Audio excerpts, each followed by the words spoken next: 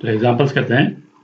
अच्छा, अभी तक अपन ने जितने एग्जांपल्स किए और इन एग्जांपल्स में भी हमारा बेसिक एम क्या रहता है? बेसिक एम ये रहता है कि कोई भी हमको फंक्शन दे रखा हो इंटीग्रेट करने के लिए, तो उसको हम ये जो स्टैंडर्ड रिजल्ट्स हैं, है ना, ये अपन ने देखे थे, है ना, ये स्टैंडर्ड रिजल्ट्स देखे थे और फिर उसके बाद में, है ना, ये वाले स्टैंडर्ड रिजल्ट्स देखे थे।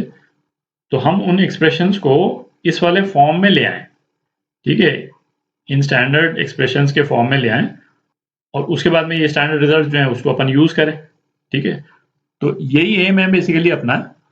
तो अभी तो अपन सिंपल एग्जांपल्स कर रहे हैं, आगे जब थोड़े से कॉम्प्लेक्स फंक्शंस भी होंगे तो हमारा बेसिक एम उस केस में भी सेम ही रहेगा, है ना, कि स्टैंडर्ड रिजल्ट्स के फॉर्म में हम ले आए एक्सप्रेशन को और उसके बाद में उसको इंटीग्रेट कर लें। स्टैंडर्ड रिजल्ट में लाने के तरीके बदल जाएंगे, ठीक है, बट एम हमारा वही रहेगा, ठीक है। तो अभी तो ये बेसिक एग्जांपल्स करते हैं अपन। तो पहला case, integral dx upon 4x plus 3, ठीक। तो ये ax प्लस बी वाला जो फॉर्म था, है ना, उस वाले फॉर्म में है ये। तो इस केस में अपन क्या करते थे भाई, alpha is equal to 4x plus 3 यदि रख दें तो डी अल्फा जो है क्या हो जाएगा, 4dx के बराबर हो जाएगा। तो इसको अपन क्या लिख सकते हैं, डी अल्फा, है ना, 1/4, डी एक्स जो है डी अल्फा अपॉन 4 है और ये अपॉन अल्फा है ना, इसका इंटीग्रल हो जाएगा। तो ये क्या हो गया, 1/4 ln अल्फा प्लस सी। और अब हम अल्फा की वैल्यू डाल दें, 1/4 ln 4x प्लस 3 प्लस सी। तो ये आपका आंसर। दूसरा एग्जांपल देखते हैं ना, D x upon 4x plus 3 square, इसका इंटीग्रल, है ना, अगेन अल्फा को 4x प्लस 3 यदि अपन रख देंगे तो ये एक्सप्रेशन जो है वो क्या हो जाएगा, D alpha upon alpha square हो जाएगा और इस वाले केस में भी 1/4 जो है ये बाहर आ जाएगा, है ना। स्क्वायर के कारण कोई फर्क नहीं पड़ रहा है क्योंकि डी अल्फा जो है वो इस वाले केस में भी 4dx ही है, ठीक है। तो dx जो है डी अल्फा बाय 4, तो है ना 4 बाहर आ गया। तो ये क्या है, 1/4 integral alpha two the power -2 D alpha, ठीक। तो क्या हो गया, 1/4 alpha two the power -2 plus 1, है ना, तो -1 हो गया और अपॉन -1 ये हो गया प्लस सी।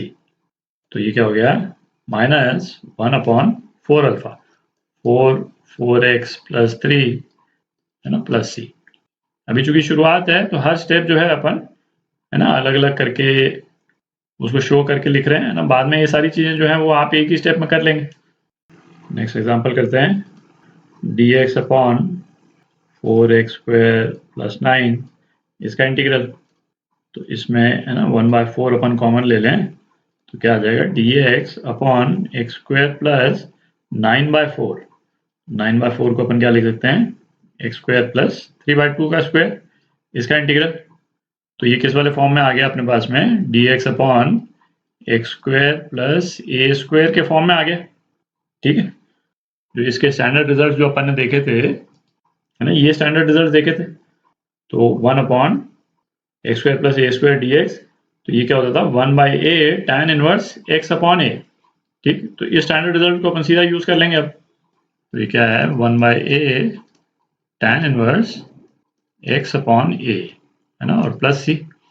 तो ये क्या हो जाएगा, 1/4, उसके बाद में 1/a, ये क्या है 3/2, तो 3 नीचे 2 ऊपर और tan inverse x upon a, तो x अपॉन 3/2 मतलब 2x/3, ये हो गया, है ना, प्लस c। तो ये क्या आ गया, 1/6 tan inverse 2x/3 plus c, ये आपका आंसर। नेक्स्ट एग्जांपल करते हैं, dx upon under root 2x plus 5 minus under root 2x plus 3, है ना, इसका इंटीग्रल। तो इसको अपन रैशनलाइज कर लें। रैशनलाइज करने के लिए क्या करेंगे, है ना, 2x plus 5 plus under root 2x plus 3 से ऊपर नीचे मल्टीप्लाई कर देते हैं, है ना, 2x plus 5 plus under root 2x plus 3, है ना, ये हो जाएगा। तो ये क्या हो गया, ऊपर तो ये हो गया, है ना, 2x प्लस 5 अलग अलग लिख लेते हैं, dx plus under root 2x plus 3dx। ठीक, अच्छा डिनोमिनेटर में जो है वो क्या आ जाएगा, 2x plus 5 minus 2x minus 3, तो 2 आ जाएगा बेसिकली। तो इस 2 को इंटीग्रल के बाहर ले लेते हैं, है ना, ये हो गया अपना। ठीक, यहाँ पे भी है ना इस तरह से लिख लेते हैं। तो अगेन अब ये जो है वो ax प्लस बी वाले फॉर्म में आ गया, है ना। बेसिकली क्या लिखा हुआ है, under root ax plus b d x. A x plus b को अपन अल्फा रखेंगे तो ये क्या आ जाएगा, under root alpha d alpha by a, है ना, ये आ जाएगा। ठीक, तो इंटीग्रल की वैल्यू लिखते हैं, है ना, 1/2 पहला इंटीग्रल। तो पहले तो ये 1/a इसको नीचे ले आते हैं तो ये 1/2 हो गया। अच्छा ये क्या है, अंडर रूट अल्फा, तो सीधा वैल्यू के साथ ही लिख लेते हैं, 2x प्लस 5, है ना, रेज टू पावर 1/2 प्लस 1, 3/2। ठीक, और नीचे 3/2 आ जाएगा तो 3 इधर और 2 इधर।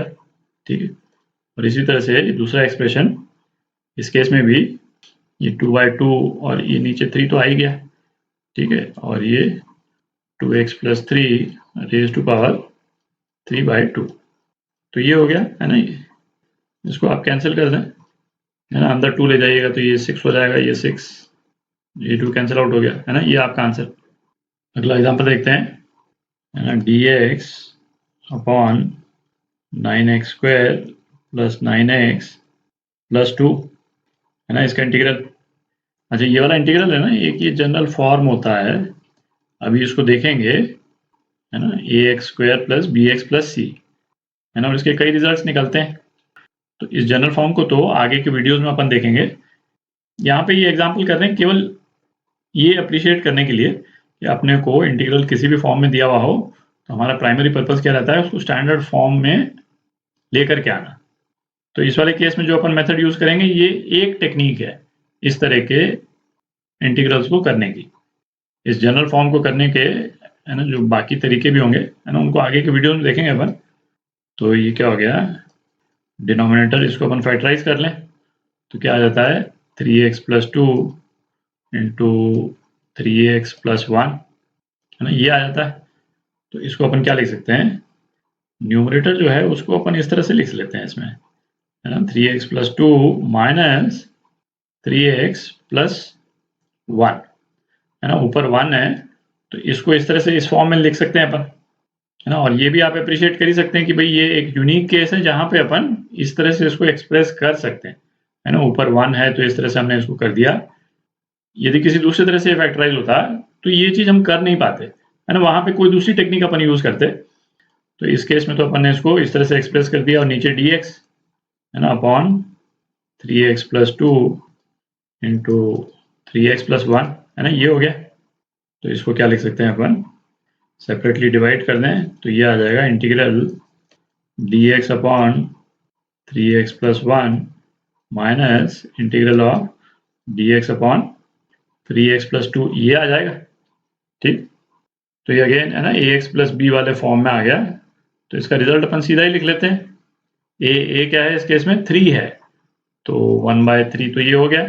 और ये क्या, d अल्फा अपॉन अल्फा वाले फॉर्म में आ जाएगा, है ना। ax प्लस b को अपन अल्फा लिख लेंगे तो d अल्फा अपॉन अल्फा, तो वो क्या हो जाएगा, ln अल्फा, तो ln 3x प्लस 1 और माइनस 1/3 ln 3x प्लस 2, ठीक है, प्लस c।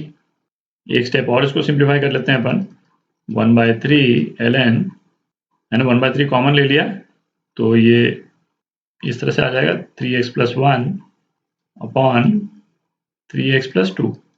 अच्छा लॉग के जो एक्सप्रेशंस हैं, है ना, लॉग में जो इनपुट जाता है नॉर्मली अपन इसको मॉड में डाल देते हैं, क्योंकि ये अपने को मालूम है कि लॉग में नेगेटिव वैल्यूज इनपुट के रूप में नहीं जा सकती।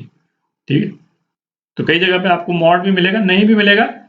जहां पे नहीं भी हो, है ना, यदि राउंड ब्रैकेट में भी डाला हुआ है तो ये अंडरस्टूड है कि x की जो है वो उसी तरह से वैल्यूज होंगी ताकि ln में कोई नेगेटिव इनपुट ना जाए। ठीक है, तो दोनों ही तरह के एक्सप्रेशन आपको मिल जाएंगे लॉग में, प्लस c, तो ये आपका आंसर।